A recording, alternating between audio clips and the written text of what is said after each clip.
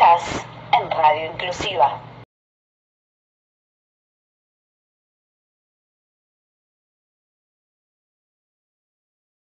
Ya está en línea y hablando del 17 de agosto, fecha del General San Martín, Sí. está en línea el profe Alberto Letieri. Alberto, ¿nos escuchás? Bienvenido. Hola, ¿cómo están? Buenas tardes.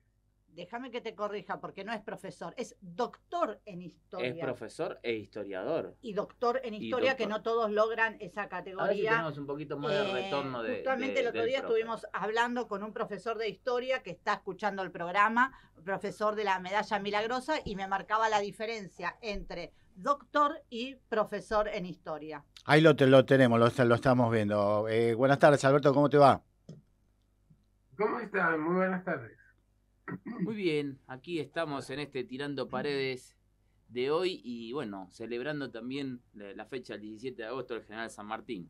Y la pregunta obvia es, ¿qué no podés contar de aquella época? Bueno, San Martín nace en el tramo final del proceso de dominación española aquí en América Latina. Hay todo un debate respecto de su identidad, de sus orígenes, si realmente sus padres son los que registran la historia oficial o no. Y luego, desde muy pequeño, se marcha con su familia adoptiva a España, donde empieza a hacer toda una carrera militar muy interesante y en un contexto de guerras napoleónicas, en un contexto de profunda conflictividad y de cambios a nivel internacional. Bueno, San Martín tiene la oportunidad de confrontar contra las tropas de Napoleón, se inserta dentro de un grupo, de militares, intelectuales y demás que planteaban digamos, cambios profundos a nivel internacional y finalmente termina llegando aquí al Río de la Plata en un momento en el cual la Revolución de Mayo estaba experimentando derrotas sucesivas en los distintos frentes en los cuales estaba llevando adelante todo el proceso de liberación americana. Alberto, ¿cómo te va? Buenas tardes, Walter Gutiérrez te saluda primero. Hay como no sé si decirle como un signo de interrogación, ¿no? Es la famosa reunión cuando se encuentran con Simón Bolívar, ahí como se llama, casi en Centroamérica, y cuando San Martín se vuelve y deja sus tropas, ¿no es cierto?, a los granaderos combatiendo con Simón Bolívar, y Bolívar sigue, por supuesto, la gesta independentista en todo lo que es América del Sur. Vuelve porque desde acá, desde el gobierno, desde Buenos Aires, ¿lo llaman o hay alguna otra razón? No, fundamentalmente lo que ocurrió es que en ese momento los unitarios habían tomado el poder aquí en el Río de la Plata y le cortan todo tipo de asistencia a San Martín, incluso habían llegado a denominarlo traidor a la patria por en 1820, antes de esto, se lo había convocado para luchar contra los caudillos federales que venían a poner fin al directorio que marcaba la propuesta de un orden unitario centrado en Buenos Aires. San Martín dice que no va a derramar sangre de hermanos y no concurre con sus tropas, y los unitarios que finalmente llegan al gobierno más adelante deciden ponerle esta sanción y además le restan todo tipo de respaldo. Entonces San Martín estaba en Perú en ese momento, también en medio de graves conflictos internos, de una especie de verdadera guerra civil. Perú estaba en una situación complicada, él no tiene apoyo institucional desde Buenos Aires, entonces lo va a ver a Bolívar simplemente para confiarle que sea a cargo del tramo final de la lucha por la independencia americana. San Martín le ofrece ser su lugarteniente y Bolívar, evidentemente, ante las dotes muy superiores militares que tenía San Martín y demás, prefiere que eso no suceda porque suponía que, bueno, de alguna manera quiere apropiarse de toda la gloria, ¿no? Entonces San Martín queda, digamos, abandona el gobierno en Perú y decide trasladarse a un exilio europeo en la medida en que en América Latina no tenía lugar. Y ahí se da una situación grave porque cuando él está tratando está ya haciendo su viaje de vuelta, sufre varios intentos de asesinato, de complots organizados por los unitarios porteños. Después quiso, sin poder hacerlo, venir a participar de la agonía de su esposa, que está por fallecer en ese momento, y tiene que escaparse para salvar la vida prácticamente para exiliarse en el continente europeo, de donde ya por unos cuantos años no va a intentar volver. Leti, querido amigo, bueno, Silvana te saluda. Yo quería preguntarte por las célebres frases de San Martín, que hoy muchos los posteaban, ¿no? En los estados de WhatsApp, viste, cuando subían la imagen. ¿Y qué hay de cierto en todas esas frases, no? Cuando la patria está en peligro, donde todo está permitido, excepto no defenderla, si somos libres, todos nos sobra, hace más ruido un hombre gritando que 100.000 que estén callados. ¿Son frases realmente, o sea, de él? Sí, claro. Sí, no, son todas frases de él, porque San Martín, digamos, si bien la historia oficial trató de convertirlo nada más que en un maravilloso jefe militar, San Martín además fue un estadista, fue un político de primer orden, una persona con una formación en términos de lecturas maravillosa, pese a no haber tenido cursado universitaria, porque se dedicó a la carrera militar. De hecho, él lo que trae a América es su biblioteca, y luego su biblioteca la va a donar para la creación de la Biblioteca Central del Perú. Y esas frases son todas frases que tienen que ver con su oposición a lo que era el modelo unitario de concentración de la autoridad en Buenos Aires, subordinación de las provincias y sometimiento del Río de la Plata a los intereses británicos. Y San Martín reiteradamente hace hincapié en la necesidad de valorizar la dimensión de la patria, de la independencia americana, de la creación de un Estado americano que englobe el conjunto de las naciones para poner fin a los intentos y a la acción de enajenación, de explotación económica, a las pretensiones de volver a instalar su dominio imperial en América Latina. Por esta razón es que San Martín simpatiza con la lucha de los caudillos federales aquí en nuestro país muy claramente, por eso se niega a luchar contra ellos, y fundamentalmente tiene una posición muy crítica respecto de lo que va a ser toda esta línea que empieza con los unitarios, sigue con los liberales y termina ahora en el PRO, Milei y compañía. Ya que nombraste un poco la actualidad de la política, ¿qué estás viendo en esto de libertarios, peronistas, pro, que está mezclado con radicales dentro de Unión por la Patria? ¿Cómo ves la política en Argentina?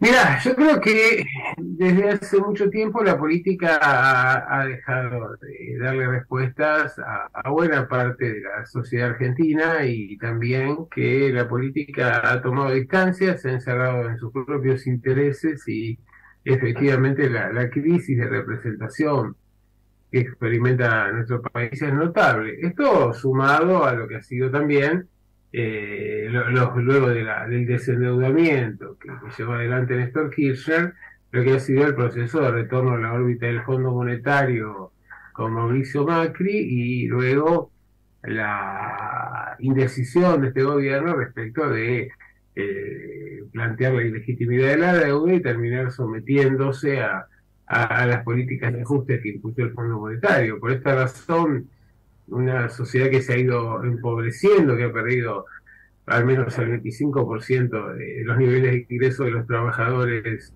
en los años del gobierno de Macri, y luego esto se profundizó un poco aún más con el contexto de la pandemia durante el gobierno de Alberto, y pese a que se ha ido recuperando el empleo en los últimos años, los niveles salariales son muy bajos, y sobre todo la los niveles de ingreso prácticamente la mitad de la economía que funciona en negro, hace que los salarios hayan quedado muy reducidos y evidentemente con a ver, eh, con el salvavidas de plomo que le ha impuesto el macrismo a la sociedad argentina, difícilmente se puedan impulsar políticas de desarrollo y de recuperación en un contexto que fue muy poco generoso para nuestro país con la herencia del macrismo, luego todo lo que conocemos, ¿no? La pandemia, la guerra internacional, la sequía y una serie de cosas. Entonces, naturalmente hay muchos trabajadores o personas que están excluidas del sistema formal, que están totalmente decepcionadas respecto de la política, han perdido todo tipo de confianza en la posibilidad de que la política genere una atracción y un proceso de recuperación en el marco de estas variables. Y bueno, evidentemente la propuesta de Milei engancha por el lado más bien del concepto de casta, las agresiones, el acting y todo esto, que por los contenidos concretos, porque las encuestas cualitativas que consultan a los votantes de Milei, en realidad esos votantes quieren exactamente lo inverso a lo que propone el candidato que votaron. Me parece que nos exponemos a una situación gravísima, que en el caso de que gane Milei, yo creo que vamos, y esto la verdad que es muy grave, y lamento tener que decirlo, pero vamos a un baño de sangre y una guerra civil sin posibilidad de esquivarla. Porque la propuesta de globalización, de dolarización, de supresión de derechos laborales, la propuesta de eliminación de la enseñanza pública, de la universidad pública, del CONICET, de la salud pública, la eliminación o la pauperización de las jubilaciones y demás, va a generar, al día después de la asunción de Milei, bueno, una reacción social, digamos, que incluso va a tener como principales protagonistas a sus propios votantes. Por eso creo que hay una tarea que tenemos todos, periodistas, intelectuales, políticos, asociaciones de todo tipo, de alertar a la sociedad sobre cuál es el Frankenstein que se ha ido construyendo y que en algún momento cobró vida propia y que realmente pone o plantea un escenario apocalíptico para nuestro país inmediatamente, ¿no? Es muy grave lo que decís. ¿Y desde dónde se construyó a este muchacho? ¿Desde dónde? ¿De dónde lo viste vos que nació? Porque también fue aprobado por lo que hoy es el oficialismo. Y tenemos que nombrar a Cristina en este caso, ¿no? Y hubo de todo acá, ¿no? Es decir, por un lado, es una responsabilidad compartida de la cual nadie quiere hacerse cargo, ¿no? Es decir, por un lado, Milei surge de un impulso de sectores concentrados del capital local y algunos sectores internacionales que apostaban a instalar en los medios un discurso donde se naturalizara la informalidad laboral, donde se planteara la necesidad de destruir las políticas públicas del Estado, etcétera, etcétera. Pero ese fenómeno inicialmente fue creciendo en cuanto a las mediciones sociales y empezamos a ver que también el gobierno empezó a encontrar en Milei la alternativa para dividir los votos de la oposición. Y ahí también se lo empezó a respaldar. Entonces, lo que había sido simplemente un discurso para generar una concepción reaccionaria dentro de la opinión pública y luego se convirtió en una alternativa que podía limitar los votos de Juntos por el Cambio, terminó proyectándose de una manera totalmente imprevista y terminó absorbiendo votos tanto de Juntos por el Cambio como votos del oficialismo. Esto sumado a los altísimos niveles de abstención, producto de que muchos votantes del Frente de Todos decidieron abstenerse antes que votar una opción de oposición, que ya habían conocido en cuanto a sus consecuencias durante el gobierno de Mauricio Macri. Y ahí, bueno, el fenómeno de Milei creció y creció a partir de la denuncia de algo que, a ver, se ha naturalizado y, bueno, con la complicidad seguramente de la dirigencia política, que es esta concepción de casta, de despreocupación, de enriquecimiento de los políticos, de una política que vive en su propia atmósfera al margen de las preocupaciones y los intereses sociales. Y bueno, el resultado fue que finalmente Milei terminó cobrando vuelo propio. Y ahora es un desafío ver cómo se le puede poner coto a esto, porque aquellos que al principio se sentían halagados, satisfechos con los conceptos ultraliberales que instalaba Milei en la sociedad, sectores del capital, me refiero fundamentalmente, ahora ven con muchísima preocupación, porque si Milei realmente quiere implementar las políticas que planteó, lo más probable es que eso termine en un baño de sangre y eso no le conviene absolutamente a nadie. Ahora el monstruo está creado. ¿Qué se puede hacer para tratar de limitar sus consecuencias o conseguir que finalmente la experiencia naufrague? Y ahí está el desafío de la dirigencia por un lado, y por el otro lado de todos nosotros, porque en realidad los efectos de un Milei presidente nos van a golpear y de manera gravísima a la gran mayoría de los argentinos. Dale. No, yo te quería consultarte. Hoy estuve leyendo en varios tweets, hay como varios personajes de la historia, principalmente de la historia norteamericana y de la historia económica, que tienen varias escuelas económicas que tienen los mismos preceptos de Milei. Dicen, no, ahí estaba buscando recién en Twitter que hay hasta un tipo al que Milei tenía un perro que lo había llamado con el nombre de ese economista americano, que hablaba, por ejemplo, que los hijos eran propiedades hasta que los chicos pudieran tener su propia independencia propia. Entonces, hablaba que al ser propiedad de la madre principalmente lo podía vender. Y me dice que Milei venía viene muy copiando muy ese modelo de ese economista americano. Bueno, sí, también planteaba el tema de la venta de órganos y demás, que está presente en las versiones más extremas del liberalismo, ¿no? Es decir, si mi cuerpo es mío, ¿quién me impide vender una mano, un brazo o lo que fuera para obtener recursos? Ahí lo que se ve es la mercantilización de la vida, el hecho de que el aspecto material se impone sobre todo tipo de consideración y desaparecen todos los valores humanitarios de la sociedad. Una sociedad compuesta por individuos que confrontan constantemente, que incrementa su violencia, que naturalmente va hacia el armamento privado de la sociedad para defender sus bienes, la desconfianza frente a lo ajeno.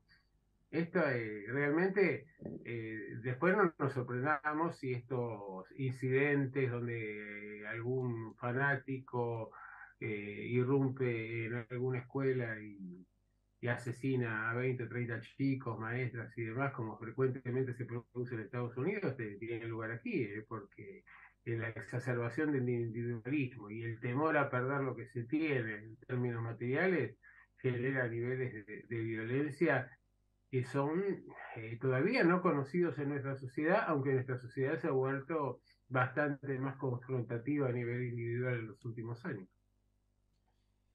La verdad me dejaste pensando, sí, y de una gravedad absoluta lo que decís de que puede haber sangre en la sociedad, una guerra civil, fueron tus palabras exactas. Y bueno, ¿querés hacer alguna referencia más a eso? Mirá, yo creo que no podemos ser hipócritas respecto del panorama que se nos abre. Si lo que se intenta es eliminar las convenciones colectivas de trabajo, los derechos de los trabajadores, los derechos de maternidad, los derechos por accidentes laborales, los derechos que devienen de los despidos, si queremos garantizar la precariedad laboral, queremos suprimir la educación pública, ¿a dónde van a ir los chicos? Porque te dicen, bueno, a algunos le vamos a dar un voucher para que paguen una educación privada, lo cual pasaríamos de planeros a voucheros, pero en realidad ese voucher no se precisa de cuánto será ni cuál será su alcance, razón por la cual si los precios y las tarifas de la educación privada son mayores a ese voucher, buena parte de los chicos van a quedar fuera del órbita de la escolarización. Y ahí ni van a comer ni van a aprender, más allá de que haya un proceso tal vez de evaluación de la educación pública. Y entonces, esos chicos sueltos, ¿a dónde van a ir? ¿Van a ir a la adicción, a la delincuencia? ¿Van a convertirse en soldaditos del narcotráfico?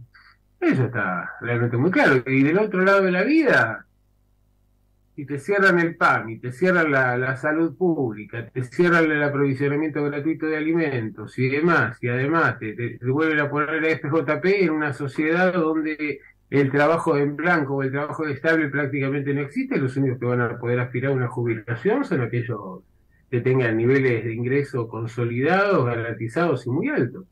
Entonces vas a tener una sociedad con una concentración de la riqueza inédita hasta ahora en nuestro país, mucho mayor de la que puede existir ahora, altísimos niveles de exclusión social y la gente prostituyéndose, vendiendo drogas, matándose o vendiendo sus órganos. Tremendo lo que decís, Alberto. La verdad, ojalá que la gente tome conciencia de este personaje que es Javier Milei, y que, bueno, en el caso... No es solo Milei, es decir, atrás de Milei, digamos, Milei es la cara visible, porque detrás de Milei también están los sectores negacionistas, los que reivindican la dictadura cívico-militar a través de su candidata a vicepresidenta. Está Mauricio Macri tratando de sacar ventajas y de alguna manera reinsertarse como un jefe espiritual y también como una especie de líder de ese espacio. Es muy preocupante realmente lo que estamos viendo. Además, Milei está proponiendo, mira, recién me habían pedido que escribiera un artículo, ya estoy escribiendo unos cuantos, porque me parece que me está alarmando mucho esta situación y creo que dentro del espacio del Frente de Todos hay muchos compañeros que tienen una especie de, a ver, ¿cómo podríamos decir? De adolescencia idealista, que cuestionan a Sergio Massa y que, bueno, que plantean soluciones absurdas que nos llevarían a cualquier lado. Y creo que en el caso de Milei, la gravedad de la alternativa que se nos abre no es visualizable aún, pero me parece que tenemos que estar realmente muy preocupados. Milei, por ejemplo, plantea que va a tener un superávit presupuestario del 15%. Un superávit presupuestario del 15% a partir de la eliminación de todas las prestaciones públicas. Esto implica eliminar todos los lazos que permiten la contención y, de alguna manera, la alimentación o la supervivencia de buena parte de la sociedad. Entonces, además plantea que él va a plantear al Fondo Monetario que va a pagar en tiempo y forma estos acuerdos, lo cual implica una continuidad del ajuste, pero con el agravante de que se va a endeudar en al menos 40.000 millones de dólares con unos fondos de inversión de alto riesgo que cobran intereses altísimos y que para afrontar los compromisos del Estado va a recurrir a privatizar todas las empresas públicas y a arrebatar los recursos naturales. Se va a quedar un país absolutamente saqueado, enfrentado en una situación tremenda, y de hecho, digamos, si lo escuchaban, por ejemplo, ayer en la entrevista que tuvo por una señal bastante conocida, por TN, él planteaba ya la alternativa de que, bueno, de que a él lo iban a tener que sacar muerto porque no se iba a ir en helicóptero. Es decir, que tiene muy en claro que la violencia social y la confrontación directa en las calles se va a realizar a partir del primer día que asume el gobierno. Bueno, una gravedad absoluta. Letieri, te agradecemos mucho por haber compartido estos minutos con nosotros y estaremos charlando sobre política, historia en algún otro momento. Con todo gusto. Un placer. Gracias por haber estado. Muy buenas tardes. Un abrazo.